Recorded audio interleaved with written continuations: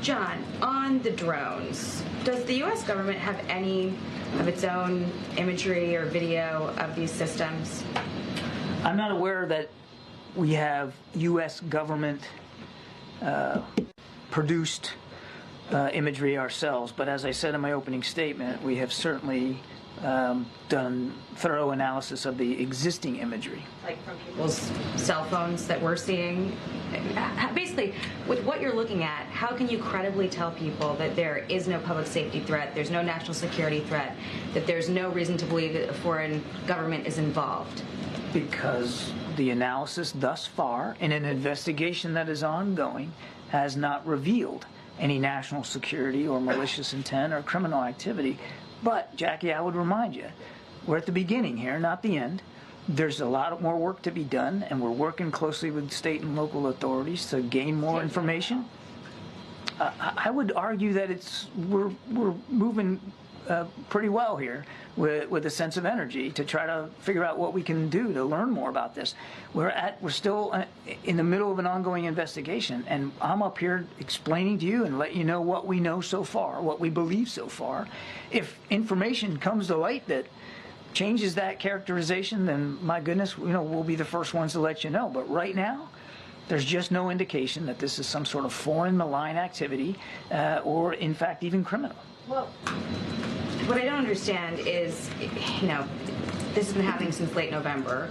I don't know that the law enforcement officials or residents in New York and New Jersey, or even the Democratic senators who wrote to Director Ray Mayorkas and the FAA administrator today would think that this has been handled with a sense of urgency. But that being said, has the President or the Secretary of Defense issued any guidance to NORTHCOM or military installations to act on these systems if they're deemed to be a threat in any way? And what's the benchmark for that determination?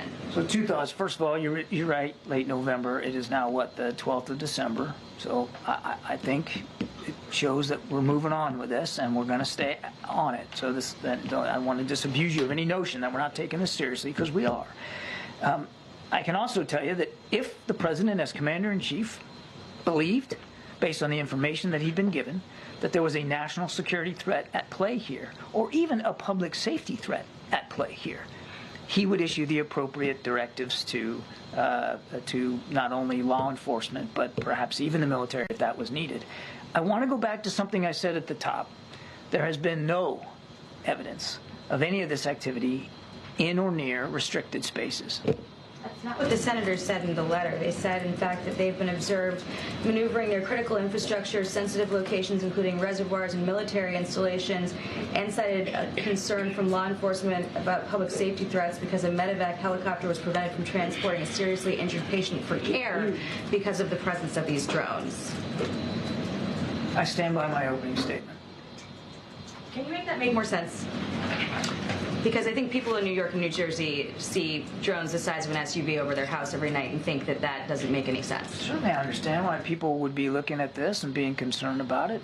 We're concerned about it too, which is why we have the Department of Homeland Security and the FBI, my goodness, looking at this. And we're taking it seriously. We understand that people are concerned. We understand that they got questions. We got questions too.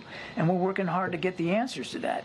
What I can tell you as we sit here today, at 2:16 in the afternoon on the 12th, is we haven't seen any indication thus far that there's a public safety risk, and we haven't seen. The government know what they are. We are still investigating this. I can't tell you definitively.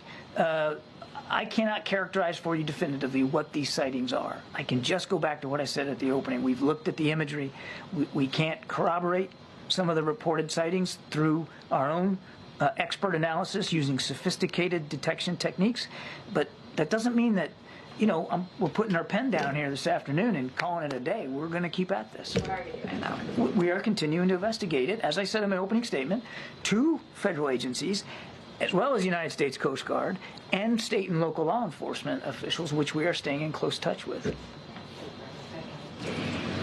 Picking up on drones, has it reached a level, or is there a level determined by which the President or the administration, more directly, would prohibit any use of the airspace, since it is regulated, for drones for a period of time to try to figure out who they are and to remove this anxiety that people in the Northeast are feeling? I don't know that we're at a stage right now where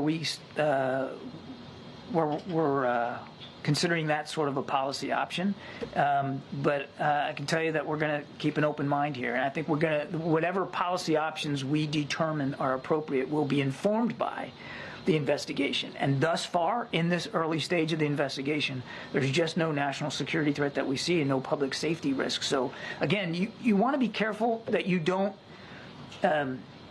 you don't jump to conclusions and you don't jump to policy options that may not be appropriate at this particular stage. But we'll obviously see where it goes, and we'll be informed by investigators. One other topic with